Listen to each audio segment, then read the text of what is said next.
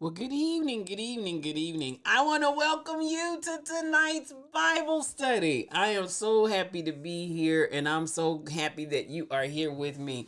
I am the spiritual thought leader, Regina L. Stillman, and I appreciate you for joining me on this restart of our Bible study that happens every evening.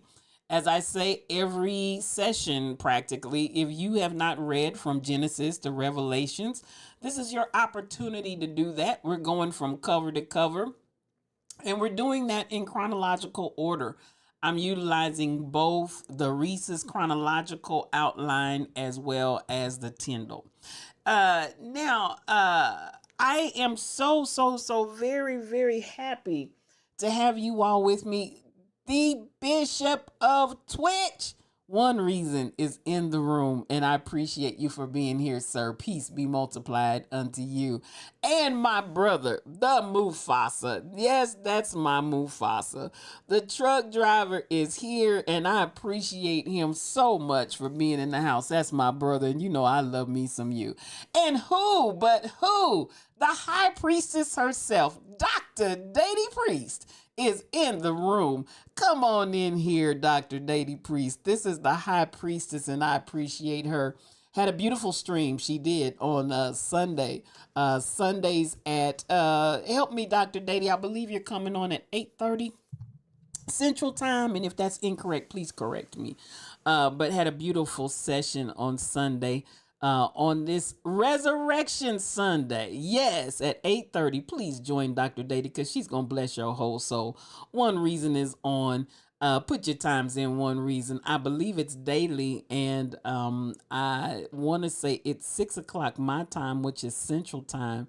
And he just blesses me. He is an absolute total blessing. Now, I am glad to be back on tonight. I came on one day and we didn't do Bible study. I just talked about Moais. If for those of you that remember, I did talk about Moais, which is a from Okinawa.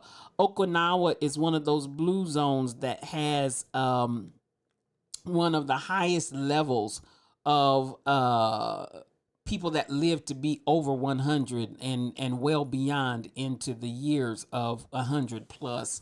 And one of the things that they began to identify was connectivity.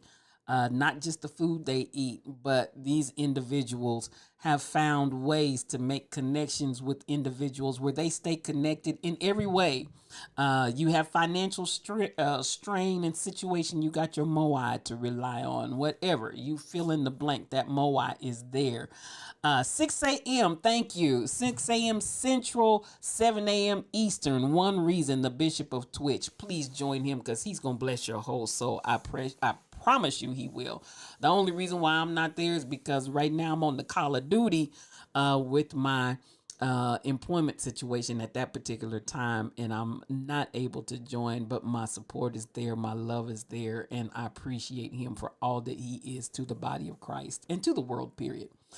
Now, again, I came on and I talked a little bit about Moais, and I just am excited about what God is doing. I am going to be coming in with another platform. I'm just getting my times settled so I can determine when that time is going to be. But we're calling it the Chop House, y'all. We're coming in with the Chop House. And we're looking forward to just being able to come in and chop it up with you. That's going to be a scenario where spiritual thought leaders going to talk about anything and everything. You can give me topics that you want me to talk about, but I'm going to talk about what I feel like talking about. How about that? You know how old folks get to an age and they get to say whatever they want to say. Well, in my 6+ decades of living, I feel like I'm moving on into that realm, Dr. Dady, where I'm going to get to say whatever I want to say and talk about everything. So, you want to join me for the Chop House. I'm looking forward to it. And we'll be letting you know more particulars about that as the time arrives. Now, what we do on the nightly, however, is this session of Bible study. And again, we're going from Genesis to Revelations, which, as I said, is kind of, come on, truck driver. That's what we're going to do. And I'm finding that a lot of need is there for talking, especially to our young people. Not only to them, but especially to our young people. I feel like there is a need, even in the situation that many of you are aware of. Let's chop it up. We're going to chop it up. One reason we're going to chop it up at the Chop House, and I'm excited about it. I'm looking forward to it. Come on, Dr. Dady. The Chop House is we gonna chop it up. Please believe it. But I feel even in the situation, many of you are aware of the situation that I am still in the midst of. If I feel good, I have what I want to say resolved in my heart and in my mind. Sometimes you know a thing to be true, but you still got to process it. That shock has to come on. I appreciate you, Dr. Dady. We have to process a thing. And so with the shock of it all, I just had to wrap my brain around it. Have you ever had a situation where it's just such a shock that you just have to take some time, catch your breath, and wrap your brain around it? And I'll be eulogizing my baby. Many of you knew him as the gift Nathan Lamont. I'll be eulogizing rather him on this the first Saturday in May. We're going to have a celebration for his life. But one thing that I feel is that folks need to talk. We need to talk. We need to share the knowledge. We need to build community. Thank you for the prayers, Dr. Dady. We need to build community where people can belong and be a part. And as I said, we'll be developing, and that was already in my heart to do. That's why I didn't have to go out and search for it. As far as a moai, there's a Japanese term as well. I'm not going to go through all of that tonight because I am going to do the Bible study. But I'm just kind of giving you a preview of coming attractions of what we plan to do here on this channel so that there can be a connectivity that is going on. I don't care who you are. I don't care what your background. It's not any way, shape, or form to be anything other than support, to talk about things that obviously folks need to talk about some stuff. Hello, folks need to talk about some things. I know I've had seasons of life where I've needed to talk about some things. Some of you have expressed, even in your own personal lives, that you've had some things that you have to talk about. And I'm going to just talk about things from my own perspective. It's going to be my perspective, my opinions. You don't have to agree. You don't have to, it's not anything. But I'm telling you, in life, truck driver, I've seen some things. I've seen some things and I've witnessed some things. And I've processed some things in life. I'm just going to, if I may, just share some of my experiential wisdom. And some of it may not be wisdom. It may just be the fact of sharing experiences so somebody else can learn from my mistakes, and my growth and my whatever the case may be. But we're just going to chop it up and we're going to cover everything. I told you one preacher said, my sermon tonight is ever which aware, because I'm going to be preaching on ever which aware. So chop it up with me and we'll give you more information about that. Now, thank you again for coming in. Thank you for giving me my time of pulling myself together, processing some things. I've also been dealing with the family very heavily during this time because people are just in shock. Members of my ministry, the church, the choir, the band that we were all a part of, people are just in absolute total shock. So thank you for allowing me this time and this season just to selfishly pull away and steal some time for myself. Now, as I come in tonight, we're back in, can y'all believe we are in the middle of April, Lord, today? We are in the middle of April. And as we come into, let me see where I am. Yes, I think this is where I want to be. Let me see if I can blow this up for you a little bit. As we come on the 21st day of April, we've just come out of Easter. Many people awakened today. J Trey, come on in here, sis. Nothing but mad love to you. There's my California sister right there. And you caught me before we got started in Bible study. So let me meet you and greet you before we get started. We are sending our prayers and condolences to those that have felt the effect of the loss of the Pope. And Pope Francis, at the age of 88, has served the church faithfully. And I thought it was just so befitting, if you will. I know some people may find some of my ideas and concepts morbid, but I think, on Resurrection Day and then to enjoy the Mass, bless the people, and go home to be with the Lord, I just don't know how much better it can get. So, and I'm not going to debate with people where he is and this and that. Listen, that man did some things for the Catholic Church. He moved some things. You felt like he hung on for that, J Trey. Me too. Because I mean, they counted him out a long time ago, didn't they, J Trey? I remember they were, oh, he's not gonna make it, and da da da da da da. And the bell tolls for thee. But that man hung on, came back, blessed the people for that high service and celebration, and then went home to be with the Lord, and has moved the Catholic Church in a very positive direction, in a very progressive direction, as a very humble man and as a man of the people.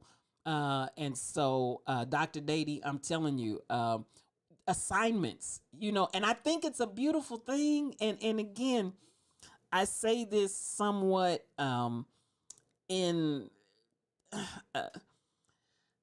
reluctance, because we talk about, we can sing a song, oh, soon as I see a Jesus, the man that died for me, and we all of this, and we get excited singing these songs about paradise and meeting God. And then when we go home to meet the Lord, the family members be mad, like, why'd you have to take him? Why'd you have to take her? And we get swole up and everything else. Well, that's what you said. You wanted to go home and be with the Lord, but now that the Lord done took him, now you're mad. So, I know sometimes we can almost, if you will, talk out of both sides of our neck, but I'm just saying, and I'm a little reluctant, but I just want to say, how much more beautiful can it have been to have had that experience, to hang on for that. He leveled up women in the church and didn't turn away gay relationships. That's it right there, J Trey. He did as well as many other things, but definitely in two significant ways. And some of the people were upset because they felt like he was too progressive and moving the church too fast. But the man, he had an assignment, and when his assignment was over, thanks be to God, he went home to be with the Lord. And I think that's just beautiful. That's just my personal take on it. I think that's just beautiful. And so there you have it. I'm going to talk a little bit even tonight about the beauty of relishing and reverencing when people do something for you. So tonight we're on April the 21st, and defensive wars against the Philistines, whichever way you want to pronounce it. I'm not going to get so much into that. 2 Samuel chapter 5 verse 17, but you can go out and read it. 1 Chronicles 14 and 8, those are the passages for today. The Gadites joined David in battle, April 1017 BC. You can find that in 1 Chronicles 12, 8 to 15. The Philistines gather in the valley, 2 Samuel chapter 5 verse 18, and 1 Chronicles 14 and 19.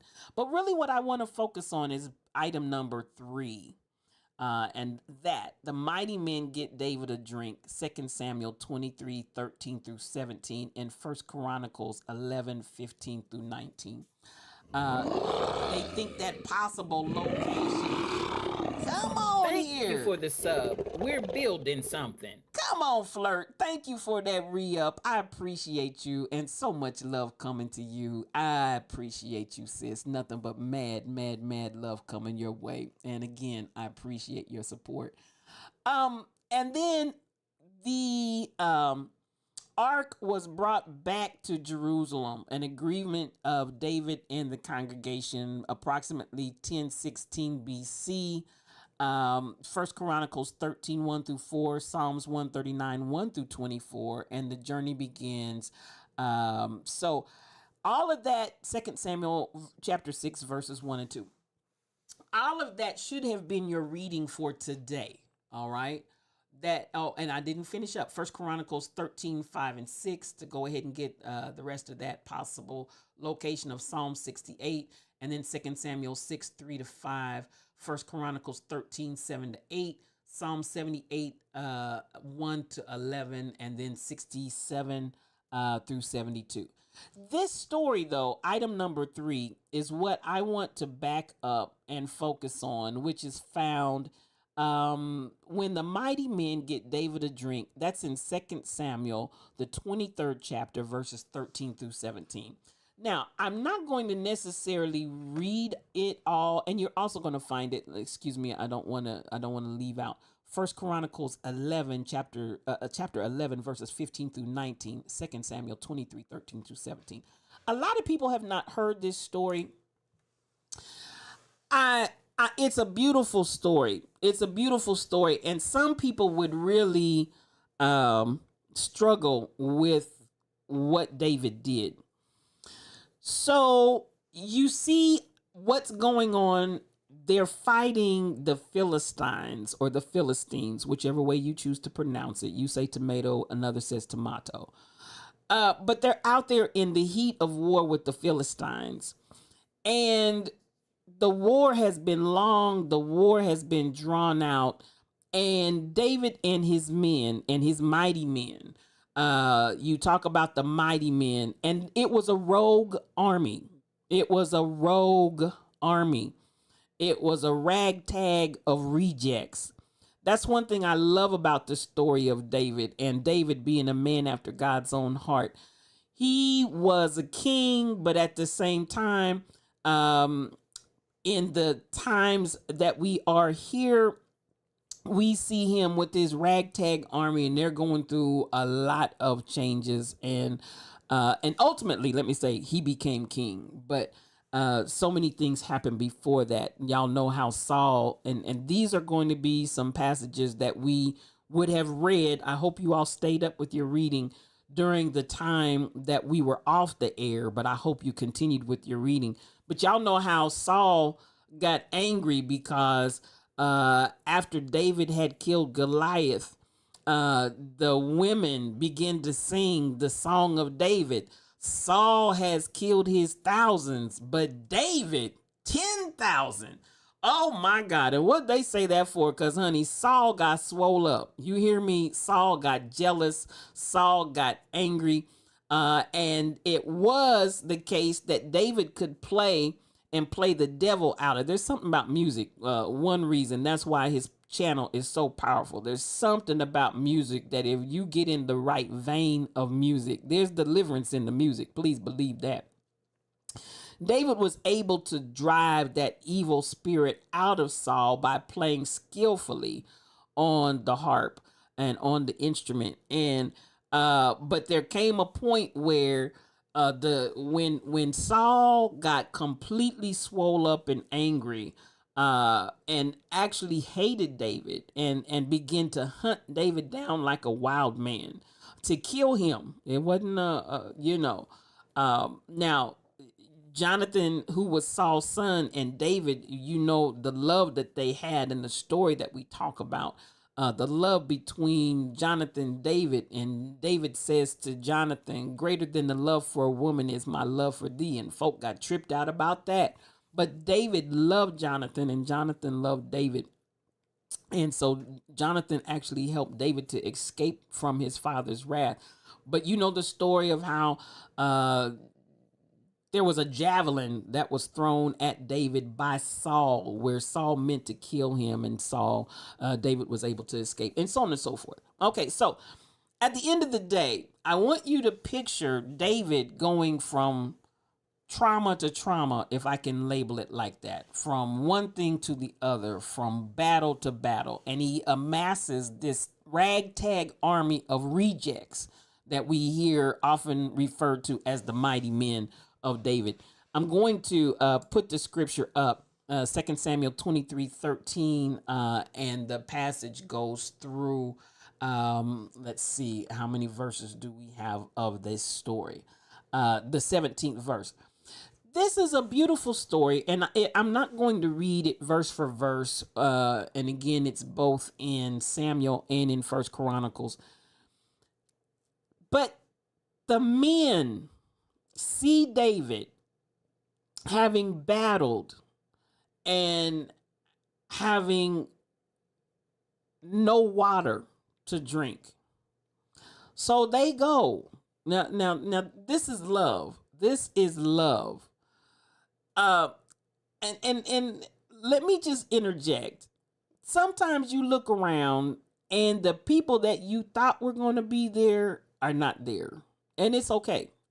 You would have thought, oh, absolutely, Jonathan and all the mighty men of valor and all the mighty men of war. No, David is out here with, again, I called a ragtag army, but they were mighty men.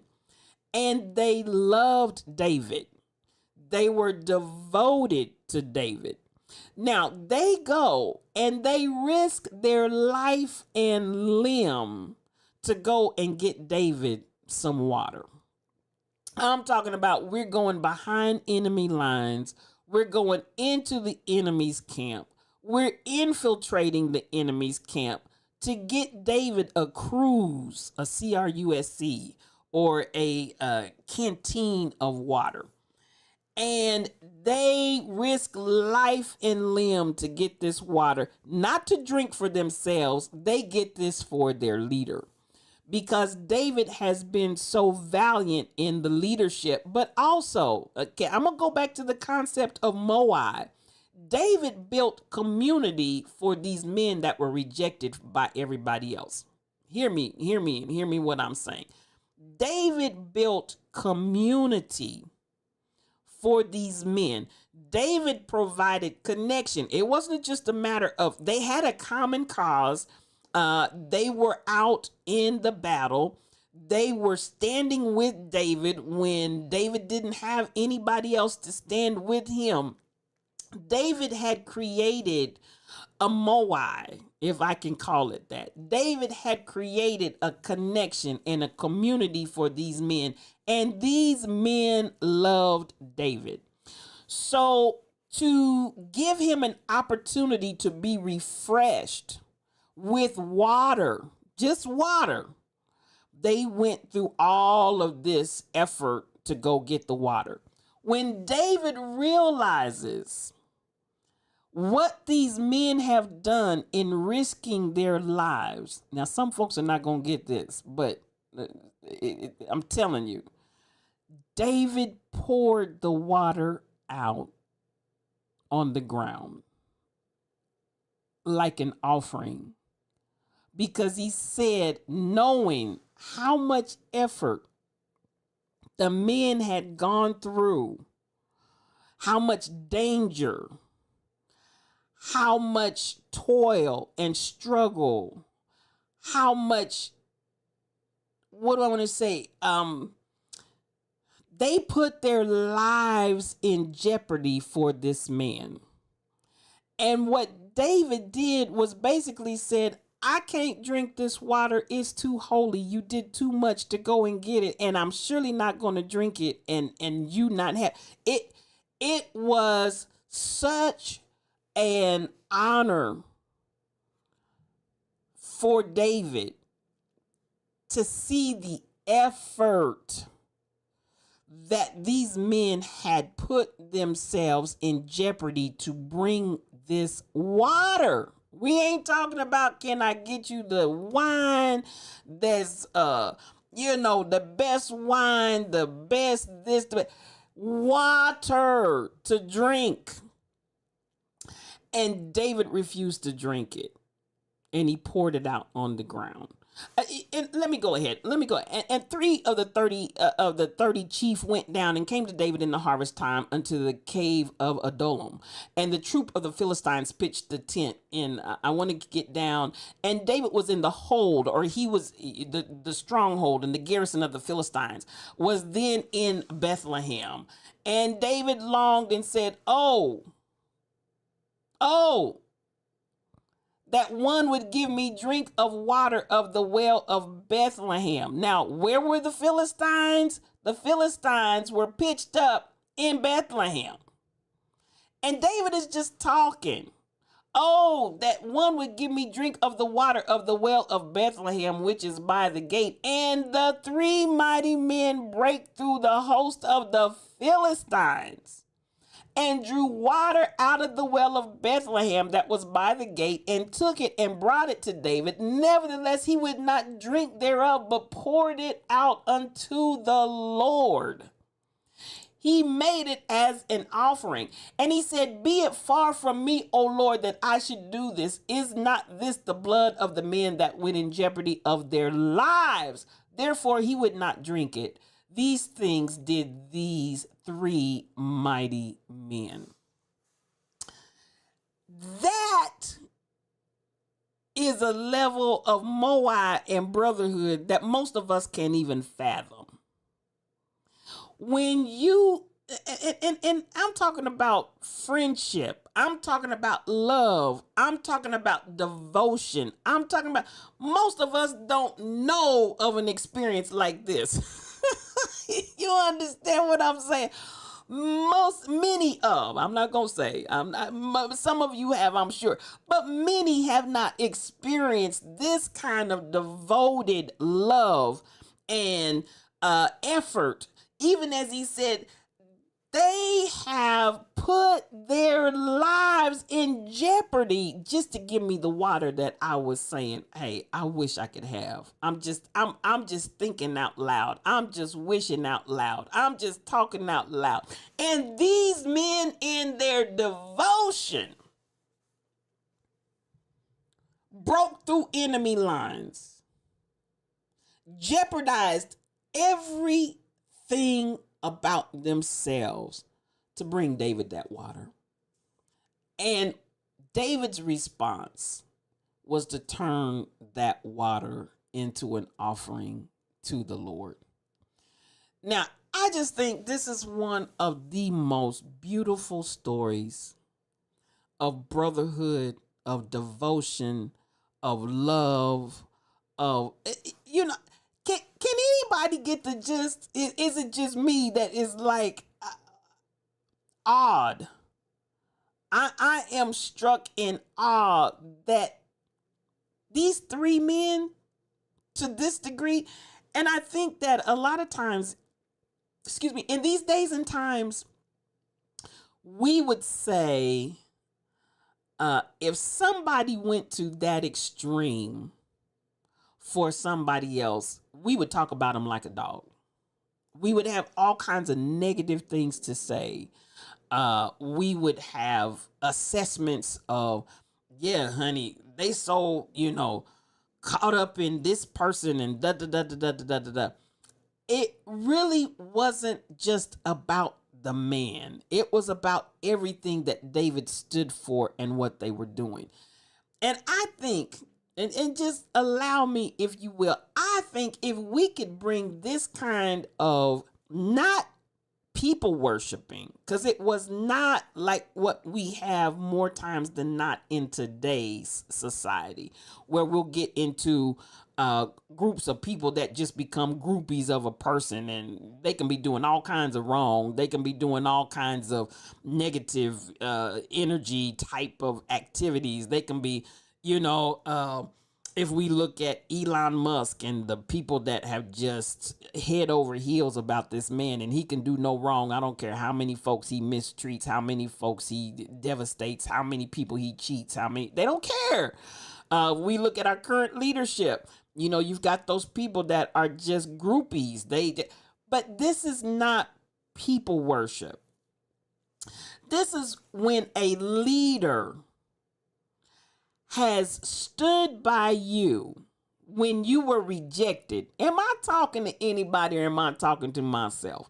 When a leader has shown leadership to the extent, and this is what I want you to note about the difference between David and these men that were devoted to him and loved him and went to this extreme for him, and what we talk about when you look at the standard people pleasing scenarios, baby, they would have gobbled that water down, guzzled it down, and said, now go back and get me some more.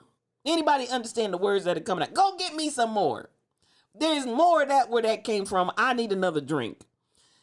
David shows the heart of leadership that says, I reverence what you did for me. I appreciate, because how many times can we now in our society, you don't even get the appreciation for the effort. You don't get a thank you. You can't hardly get any level of acknowledgement for, and I'm not just talking about leadership. So let me expand it even beyond that, because even when we start talking about creating different types of moai, where do you know how many people would not be heartbroken in areas right now today if somebody that they had gone and got a drink of water like these three men did for David, if somebody had just said thank you? Am I talking to anybody in the room or am I talking to myself? If somebody that they had done like David's men and they had sacrificed for some, if they could have just got a thank you, they could not have been heartbroken as they were. If somebody had just shown that they cared, not just about me and what I can get, but if somebody had shown in the action like David did, it goes a long way, Dr. Dady. If somebody had just stopped and acknowledge, and this is one thing I want us to understand as we are developing groups and communities and connection. There are times when each one of us need to be undergirded. Never take for granted the one that, as we have started saying, check on your strong friends. Never be in a scenario where nobody stops to think about that strong friend. Never be so caught up that you don't stop to think about the person that's always giving and they need to be given to. Never get so caught up in our movements that, even from the standpoint, I can almost say everybody that's in this chat. Everybody that's in this chat tonight, I can say this genuinely. Everybody that's in this chat, when I took my time away, not only with my most recent circumstance, but when I took my time away, when I needed time for myself, everybody in this chat checked on me. Do you know there are people that I've given up blood that I've heard crickets? And this is where I'm saying the whole of David's heart as a servant leader was that you've done, I appreciate it so much. I can't even drink the water. I'm going to have to make this water an offering to the Lord. It's too holy. It's too holy. I reverence it too much. You put so much on the line to bring me this gift. I can't even drink it. Do y'all understand? And some people be like, I can't believe he poured it on the ground. You're missing the depth of what his action was saying to them. It's too precious. Thank you. I said to my neighbor so many times yesterday, he asked me to stop. I was oh, thank you. You were appreciative that he had cut something for me with his eye. Listen, gratitude.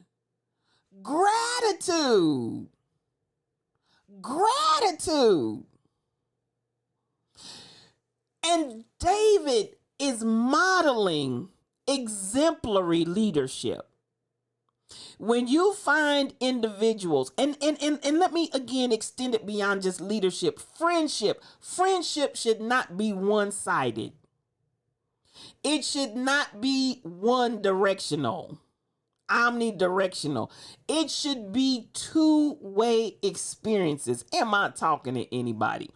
It should be give and take. It should be back and forth. It should be, and I'm not talking about counting up and keeping a tally. I did 1, 2, 3, 4, 5. No, I'm talking about I'm just doing it because it's in my heart to do it. And then for those that understand the depth of that, it's in your heart to give back. It's not one-sided, Dr. Dady. It's not one-sided.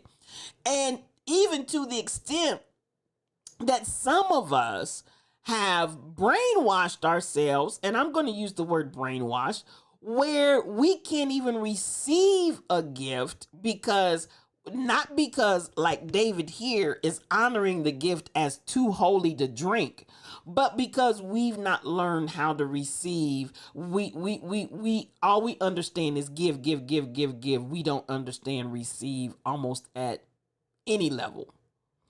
And so here we have, I feel, and I'm done.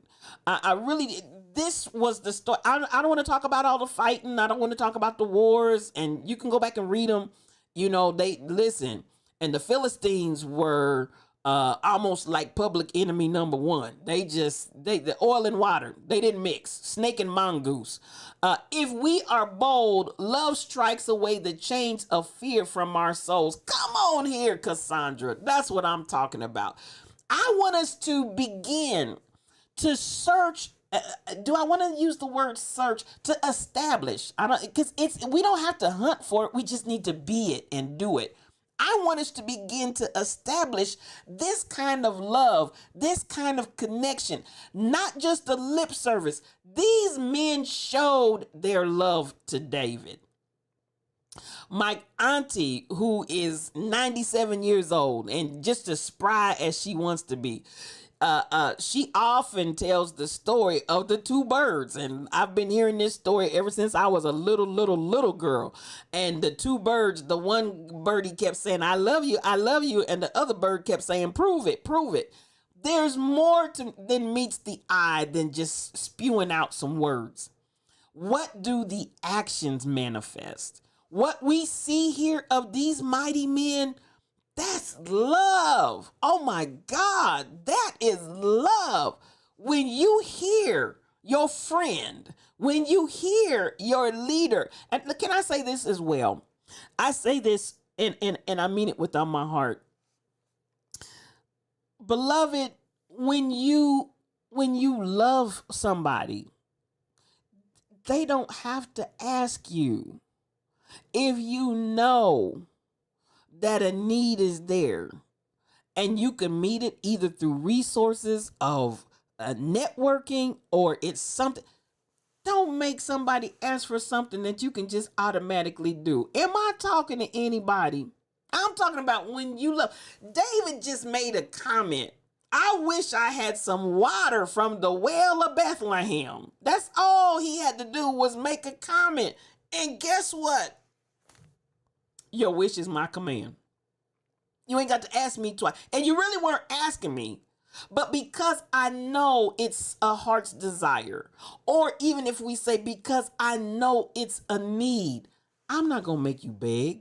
I'm not going to make you. And this is the part of loving where it really, really gets to be such a beautiful exchange when we just give because we want to give.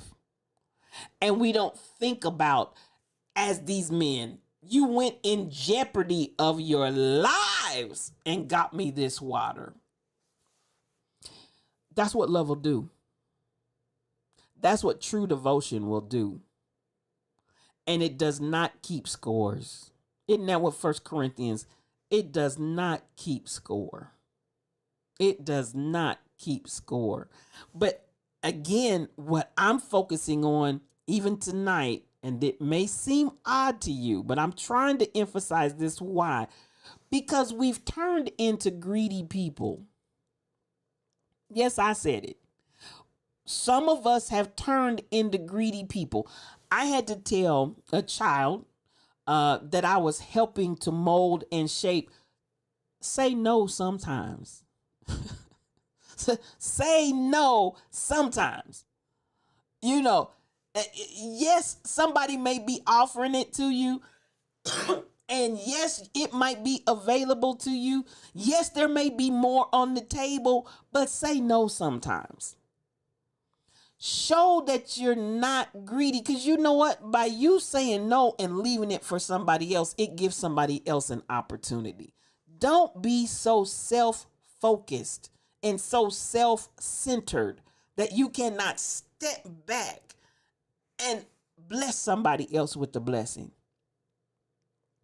And again, as we look at David and how sacred their sacrifice was to him, he poured it on the ground. I get it.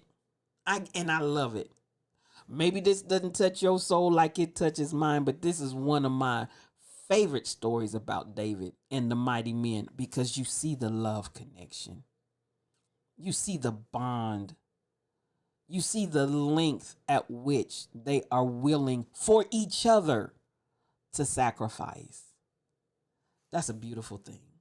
And it's a two-way street. And that's the story. It may not, again, be one of the most common stories, but as you see, it is in both Samuel and Chronicles. I love it. It's one of my favorite stories. And that's what I wanted to talk about tonight. I wasn't going to get caught up in the fighting and all of that. We got plenty of that to go around and many more books and chapters to go through. But this story of love between David and his mighty men, I think is one of the most beautiful stories. And I'm going to say this and I'm out. You remember when Jesus said, because they've been forgiven much, they love much. And the people, all they saw was Jesus with sinners and publicans and all of those that he shouldn't have been with. And he steps back and he makes this comment, because when everybody else has turned you away,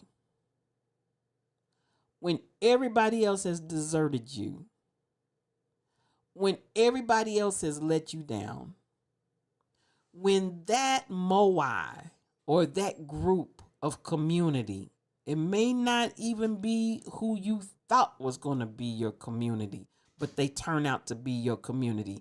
When they embrace you and take you in with full love and open arms, there's nothing that person can ask of you that you won't be found trying to do it. I'm telling you what I know. I'm telling you from experience. There is nothing that person can want, desire, or need that if it's in your power, you won't be found trying to make it happen, because you realize the power of the love extended to you when there was a rejection there, but the acceptance came with no strings attached, full of love, full of God. You ain't never got to say a word. Those individuals will do everything they can for one another. It's not one-sided. And that's why I love this story. So I'm out. Come on, Dr. Dady. I'm trying to tell you. I'm telling you. And even, I'm going to say this and I'm out. I really am. Dr. Dady, one reason. Truck driver. J Trey. Come on here. Cassandra. I'm Flirt. I'm going to give you your flowers because each of you have been that to me. And I want to say thank you. I don't take that lightly. And these are the people, listen, this is my moai. And if you ask me if I know of and if I'm made aware that you want some water from Bethlehem's wells, I'm going to be trying to find you some water. Do you understand the words that are coming out of my mouth? Because you all have truly been a blessing to me. That's what you tell your neighbor all the time when I roll her garbage to the curb and put her can up and she tries to pay me. And I tell her she can't pay me nothing. Come on here. And that's truck driver. That each of you and listen, maybe this is why the Lord had each one of you be in here tonight, because you are exemplary of what these three mighty men did for David. You mighty lions have done that for me, and I thank you. And I thank you.